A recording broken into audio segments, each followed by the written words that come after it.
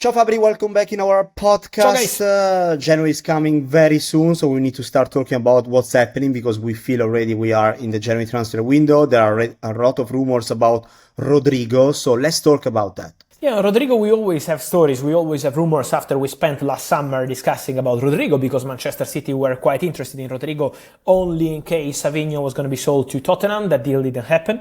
Man City decided to reject all the proposals from Tottenham for Savinho and to extend his contract a few months later. And then for Rodrygo, ended up staying at Real Madrid. Real Madrid didn't want to sell the player. Now, Rodrygo is experiencing a difficult moment. He's already 30 games without scoring a single goal for Real Madrid. Being honest, we have to mention that in the final part of the last season, Rodrygo was also struggling on personal things, and so obviously that also had an impact on this negative moment of Rodrygo in terms of numbers. But now he's back. Still waiting to deliver in terms of goals, in terms of assists. But what does it mean? It means that Rodrygo for 2026, I think more likely to be summer than January, will not be untouchable anymore for Real Madrid. So in case of good proposals, the situation of Rodrygo could be open. It depends on proposals, because Real Madrid will not give a player like Rodrygo for cheap money. It has to be a very, very good proposal. That was already very clear last summer when Man City were interested. But let's follow the situation. And just to clarify, many questions on Rodrygo and Chelsea was a rumor around coming from Spain last month, but I can guarantee that Chelsea are not interested in Rodrygo. There is a zero into this, and is not even part of the shortlist. Staying on Real Madrid, there are a lot of rumors and big stories also coming from Spain on Vinicius Jr. and the contract with the Spanish giants. Is that really over, you think, or not? Look, I want to clarify something on this Vinicius story because with maximum respect with all the reports, anyone has his own information. What I can say, just to clarify something, my information is that Vinicius Jr. didn't tell Real Madrid in any moment, me or Xabi Alonso, or something like, I'm signing new contract only if Xabi Alonso leaves, only if Xabi Alonso is not the coach. I'm not aware of that. Vinicius wants to feel as an important player for Real Madrid, that's for sure. Vinicius wants to feel not a rotation player, but a crucial player for Real Madrid, that's for sure. But it doesn't mean that Vinicius told Real Madrid, me or Xabi Alonso. So that's just to clarify something. Then, at this stage, the negotiations over new contract are still on standby, still nothing done, agreed, completed, but it doesn't mean that it's over. It doesn't mean that it's collapsed. It doesn't mean that the story between Vini and Real Madrid is finished. So, not at all.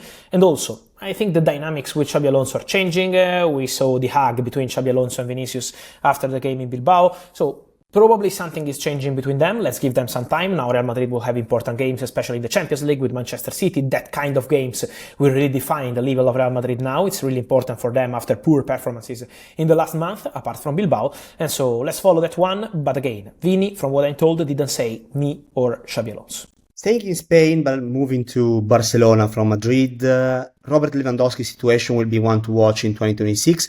Do you still expect him to leave in the summer, or something has changed?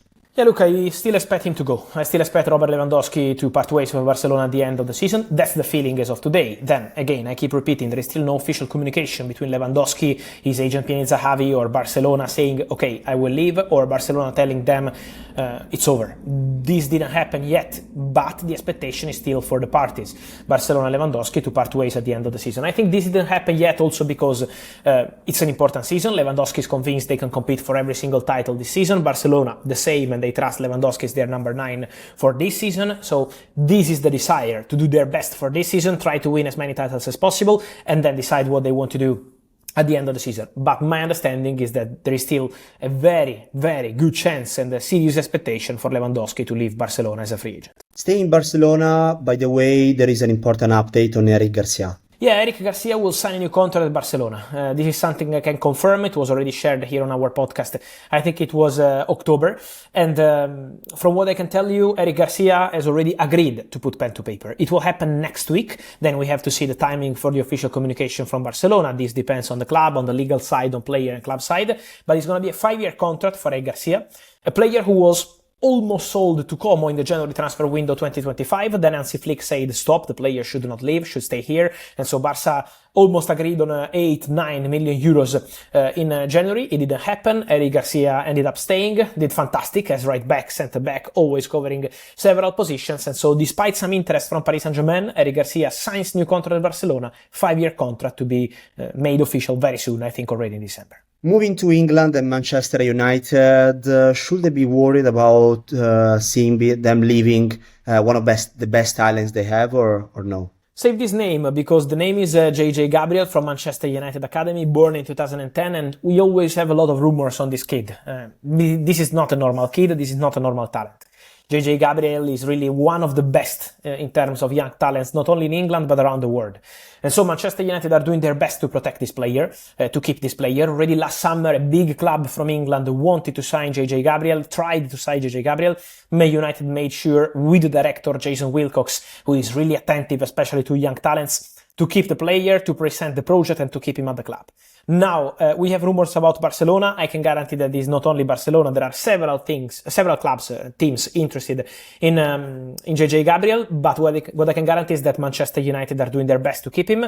And I will not be surprised if after training with the first squad, Ruben Amorim could eventually, in the next months, maybe not now, but at the right moment, start to include JJ Gabriel as part of the first squad, showing also the trust they have in this talent, because this kid is really special. There is another big topic coming in 2026 for Man United. I'm talking about Andre Onana. So what's going to happen with Andre Onana in the summer? Yeah, look, Onana will not go to the AFCON with Cameroon, and that's already surprising. Onana, Boubacar, some strong decisions by the new coach of Cameroon, and so imagine not seeing a player like Onana, not only on international stage with Manchester United, he's on loan at Trabzonspor, but also with his national team. That's really surprising. What I can say is that apart from being a straight loan, the deal for Andre Onana to Trabzonspor, I think there is no way back for Onana in Manchester United. So in summer 26, they will have to find a different solution, because United see Senne Lammens as their goalkeeper for present and future, and I don't think Andre Onana will be seen as a backup at all. I think they will try to find a new solution, and so